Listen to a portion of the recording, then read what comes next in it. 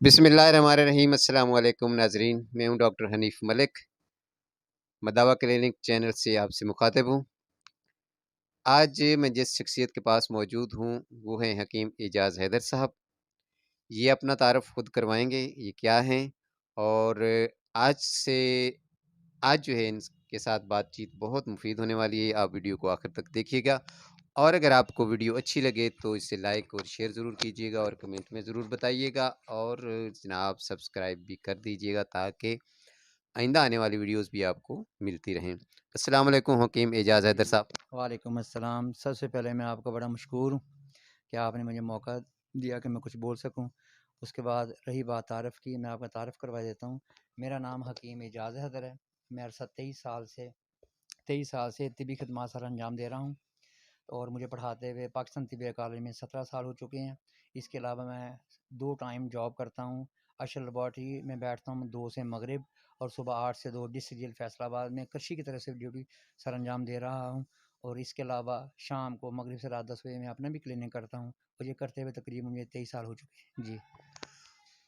بہت شکریہ حکیم صاحب۔ اچھا، آپ سے سب سے پہلے یہ سوال کرتے ہیں جو عموماً لوگ بھی ہم سے کمنٹس میں پوچھتے ہیں کہ دور حاضر کی بیماری جو ہے، آپ کو اتنا عرصہ ہو گیا ہے پریکٹس کرتے ہوئے، دور حاضر کی کون سی ایسی بیماری ہے جس نے نوع انسانیت کو جکڑا ہوا ہے، تکالیف میں ہیں لوگ، بیماری میں مبتلا ہیں، تو اس بیماری پہ ذرا روشنی ڈالیے گا۔ اس سلسلے میں تو اگر دیکھا جائے نا، فی زمانہ کافی امراض ہیں جو ہر بھی انسان کو تنگ کر رہی ہیں۔ اس میں شوگر بھی ہے، ہیپاٹائٹس بھی ہے، امراض معدہ بھی ہیں، بواسیر، جوڑوں کے دردیں، فیٹی لیورز وغیرہ کافی سارے ہیں۔ لیکن میں یہ سمجھتا ہوں بطور ایک معالج کہ جو فی زمانہ سب سے زیادہ امراض پیدا ہو رہی ہیں، اس پیدا ہونے کی جو وجہ ہے وہ ہمارے کھانے پینے کے جو انداز ہیں وہ صحیح نہیں ہیں، ہماری خوراک میں ملاوٹ ہے۔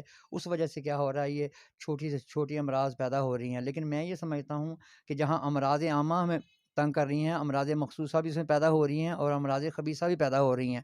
اگر ہم اپنا لائف سٹائل چینج کر لیں اور اپنی خوراک بہتر کر لیں تو اس میں کافی حد تک ازالہ کیا جا سکتا ہے۔ جی حکیم صاحب، آپ نے بہت اچھی بات کی ہے کہ امراض عامہ کے ساتھ امراض مخصوصہ ضرور پیدا ہو رہی ہیں، کیونکہ جب امراض عامہ زیادہ ہوتی ہیں تو پھر امراض مخصوصہ پیدا ہوتے ہیں، اور لوگوں کو ان بات کی اویئرنیس نہیں ہے اس چیز کی کہ آخر ہم بیمار کیوں ہو رہے ہیں اور کس وجہ سے ہو رہے ہیں۔ تو حکیم صاحب، آپ کے خیال میں ان سے کیسے بچا جا سکتا ہے؟ اس میں بچنے کے لیے ہمیں نہ صرف ایک عمل کرنا ہے، بارہا ایسے اعمال ہیں ہمیں انہیں اپنانا ہوگا، بینگ مسلم بھی اور بطور ایک انسان بھی۔ جی، سب سے پہلے جو چیز ہے، ہمیں اللہ کی طرف رجوع کرنا پڑے گا۔ نماز پڑھنا بہت سی امراض کے لیے بہت بڑا ازالہ ہے۔ زبردست۔ اس کے بعد ہمیں کم از کم صبح اٹھ کے واک کرنی چاہیے۔ بعض بندے یہ سوال کرتے ہیں کہ ہم سارا دن کام کرتے ہیں، واک ہوتی ہے، لیکن وہ جو واک ہوتی ہے اس میں آپ کی باڈی انرجی ضائع ہو رہی ہوتی ہے، جی جی، جبکہ ہم صبح اٹھ کے واک کرتے ہیں، اس سے باڈی ہماری توانائی پیدا کرتی ہے، آکسیجن لے رہی ہوتی آکسیجن لے رہی ہوتی ہے، اور صبح کی جو آکسیجن ہوتی ہے وہ رچ آکسیجن ہوتی ہے، وہ انسان کے لیے بہت زیادہ ضروری ہے۔ واک کا بندوبست کیا جائے، نماز کا بندوبست کیا جائے، پانی کا مناسب استعمال کیا جائے موسم کے اعتبار سے، اور روز غسل کا اہتمام کیا جائے، یہ بھی بڑا صحت مندانہ عمل ہے۔ اس کے علاوہ رات کو جلدی سو جانا چاہیے اور جلدی اٹھ جانا چاہیے، کیونکہ کچھ باڈی ہماری رات کو ہارمون ریلیز کرتی ہے، کچھ صبح کے وقت ریلیز کرتی ہے، تو وہ بھی ہماری باڈی کی بقا کے لیے، ہماری فلاح کے لیے انتہائی ضروری ہیں۔ اس کے علاوہ کوشش یہ کرنی چاہیے کہ بازار کے کھانوں کی بجائے اپنے گھر کے کھانوں میں اچھے سے اچھے آئل استعمال کرنے چاہیے، اچھے سے اچھا پانی استعمال کرنا چاہیے، اور اس کی کوالٹی اچھی ہونی چاہیے۔ زبردست، بہت اچھی بات کی آپ نے حکیم صاحب۔ کافی معلوماتی باتیں آپ ہمارے سننے والوں کو بتا رہے ہیں۔ اچھا حکیم صاحب، اس کے ساتھ ساتھ جو ہے جہاں جسمانی بیماریاں آج کل کے دور حاضر میں لگ رہی ہیں لوگوں کو، اس میں مبتلا ہو رہے ہیں، وہاں ذہنی بیماریاں نے بھی کافی جنم لیا ہے، اور جیسے پہلے کوئی نفسیاتی ڈاکٹر نہیں ہوتے تھے، آج کل نفسیاتی ڈاکٹروں کی بھی بھرمار ہے۔ تو آپ کے خیال میں یہ ذہنی بیماریاں جو ہے پیدا ہونے کی وجہ اور اس کا تدارک کیسے ممکن ہے؟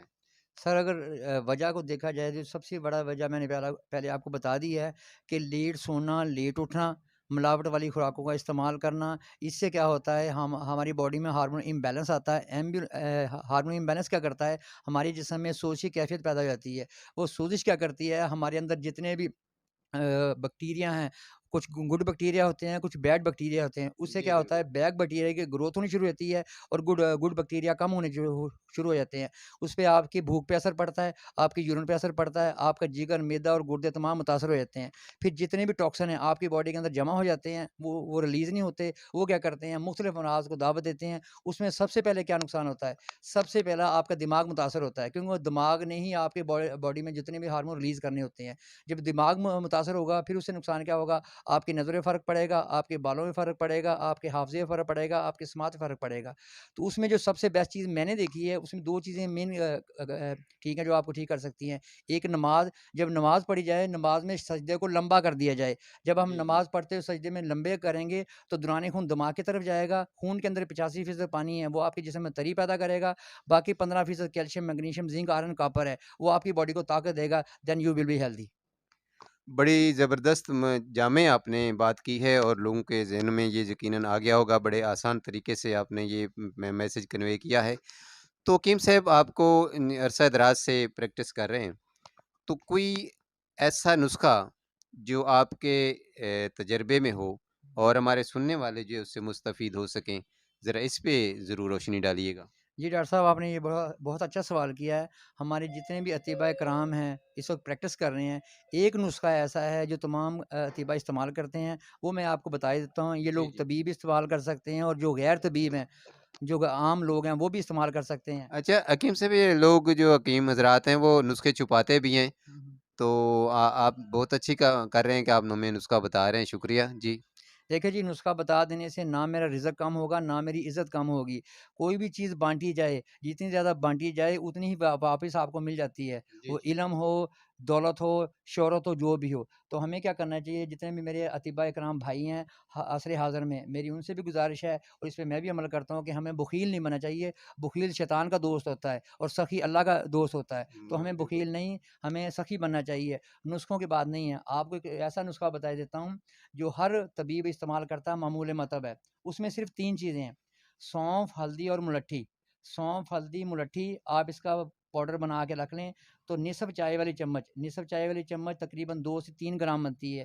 یہ صبح، دوپہر، شام آپ لیں، آپ کی اتنی امراض ٹھیک ہو جائیں گے جس کا آپ کو بھی علم نہیں ہے.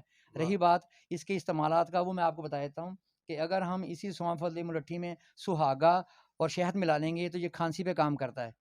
اسی سونف، ہلدی، ملٹھی میں اگر ہم رال سفید اور پوست آملہ ملا لیں گے تو السر پہ اور IBS پہ کام کرتا ہے. گڈ۔ یہی سونف، ہلدی، ملٹھی اگر اس میں ہم کشنیز دھنیا ڈال دیں، سنا مکی ڈال دیں تو یہ بچوں کے جو دانے نکلتے ہیں نا پیپ والے، اسے ختم کر دے گا. جنہیں جوڑوں کی دردیں ہیں وہ زنجبیل اور کالی مرچ کا استعمال کریں، اس کی جوڑوں کی دردیں ہیں، یورک ایسڈ، چھوٹے بڑے جو ٹھیک ہو جائیں گے. اگر کوئی بندہ چاہے کہ سونف، ہلدی، ملٹھی میں اسگندھ ڈال لے اور زنجبیل ڈال لے، اس کی کمر درد بھی ٹھیک ہو جائے گی. اس کے علاوہ اگر آپ مزید لینا چاہتے ہیں، جو لوگ ہیپاٹائٹس کے پیشنٹس ہیں وہ سونف، ہلدی، ملٹھی میں ریمن کھتائی ڈال لیں تو ان کا ورم جگر بھی ٹھیک ہو جائے گا. اور عورتوں کو جو ورم رحم ہوتا ہے وہ بھی ٹھیک ہو جاتا ہے، فائبرائڈز بھی ٹھیک ہو جاتے ہیں. لیکن پھر بھی یہ کامن جو نسخہ ہے، میری تمام دوستوں سے گزارش ہے سوائے اطباء سے کہ عام قارئین اگر یہ استعمال کرنا چاہیں تو ایک طبیب کی رائے ضروری ہے. اس میں سب سے بیسٹ ہے کہ جو آپ کے قریب کوئی بھی کوالیفائڈ پرسن ہے اس سے رائے لے لیں.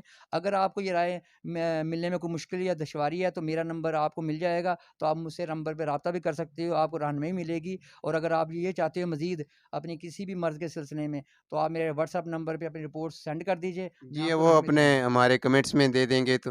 اچھا حکیم صاحب، آپ نے تو کوزے میں دریا بند کر دیا ہے، پوری حکمت کا خلاصہ جو ہے آپ نے اسی نسخے میں جو ہے ہمیں بتا دیا ہے۔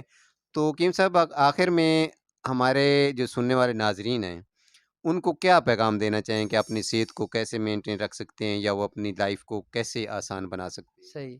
یہ بہت ہی اچھا سوال ہے آپ کا، کیونکہ فی زمانہ ہم امراض میں مبتلا ہو رہے ہیں. لیکن میں تمام اپنے قائرین سے گزارش کروں گا کہ اگر ہم چاہتے ہیں کہ ہمیں صحت کلی مل جائے تو صحت کلی کے لیے جو پہلی شرط ہے، میں نے جیسے پہلے آپ کو بتایا کہ اپنی غذا کو بہتر کیا جائے، اب آپ کے جو لائف سٹائل ہیں انہیں چینج کیا جائے اور ورزش کو معمول بنایا جائے. کیونکہ ورزش کا معمول ایسا معمول ہے آپ کو تمام امراض سے دور کرتا ہے. نمبر 1. نمبر 2، کوشش یہ کریں کہ جلدی سو جائیں اور جلدی اٹھا کریں، اس سے بھی آپ کا ہارمون میں امبیلنس نہیں آئے گا. اور سب سے بڑی بات، بینگ اے مسلم، نماز کا اہتمام ضرور کریں. یہ صرف 5 سے 10 منٹ کی یعنی کہ تکلیف ہوتی ہے لیکن ساری عمر کی تکلیف سے بتا دیتی ہے۔ نمبر 1 رہی بات مزید آپ کو بتانا چاہوں تو یہ جو عورتیں کریم کا استعمال کرتی ہیں، وہ کریمز کا استعمال نہ کریں، وہ پانی کا استعمال کریں، جلدی سو جایا کریں، جلدی اٹھیں، نماز پڑھیں، ایکسرسائز کریں۔ ہاں، عورتوں کے لیے مسئلہ ہے کہ وہ باہر ایکسرسائز نہیں کر سکتی ہیں، واک نہیں کر سکتی، وہ اپنے گھر کی چھت پہ جا کے صبح جب سورج نکلتا ہے 2 گھنٹے سورج کی شعاؤں میں وہ 15 منٹ بیٹھ جائیں تو ان کے چہرے پہ نیچرلی گلو آ جائے گا، وہ گلو آ جائے گا وہ جو کسی کریم سے بھی آپ حاصل نہیں کر سکتے۔ جی جی ناظرین، بہت مفید باتیں حکیم صاحب سے ہوئیں اور بڑی اچھی معلوماتی گفتگو ہوئی۔ تو انشاءاللہ مختصر نشست میں تو اتنی ہی باتیں ہو سکتی تھیں۔ نیکسٹ کسی سیٹنگ میں ان سے دوبارہ ملاقات کریں گے، دوبارہ اچھی اچھی باتیں کریں گے۔ تب تک اجازت دیجیے، ملیں گے کسی اگلی نئی ویڈیو کے ساتھ۔ اللہ حافظ۔